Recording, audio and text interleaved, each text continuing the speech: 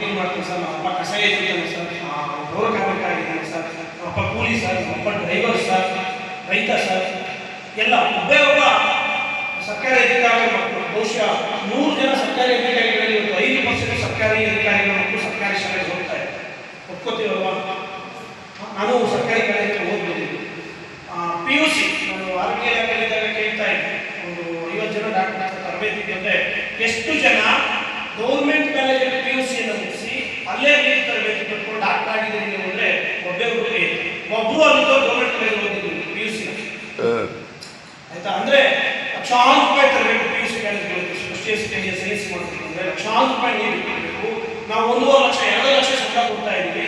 ಸುಮ್ಮನೆ ಬರೀ ಪಾಸ್ ಮಾಡ್ಸಕ್ಕೆ ಮಾತ್ರ ನಮಗೆ SLC ಮಾಡೋದೇ ನಮಗೆ ಸೈನ್ಸ್ PUC ಪಾಸ್ ಮಾಡೋದಕ್ಕೆ ಸರ್ಕಾರಿ ಸಂಸ್ಥೆಗಳು ಉಳ್ಕೊಂಡಿದ್ದಾವ ಅನ್ನೋದು ನಮ್ಮ ಪ್ರಶ್ನೆ. ಅಲ್ಲೂ ಎಕ್ಸೆಪ್ಷನಲ್ ಉತ್ಕೃಷ್ಟ ಸಂಸ್ಥೆಗಳಿದ್ದಾವೆ. ಎಷ್ಟು ಇರ್ಬೋದು? ಇಡೀ ಸ್ಟೇಟ್ 5 ಕಾಲೇಜ್ ಇರ್ಬೋದು, ಇಡೀ ಸ್ಟೇಟ್ 5% ಹತ್ರ ಕಾಲೇಜ್ ಸಿಗ್ತಿರ್ಬೋದು. ನಾವು ಬಹುತೇಕ ಹಂಗಾಗಿದೆ. ನಾವು ಯಾಕೆ ಕೇಳ್ತಾ ಇಲ್ಲ?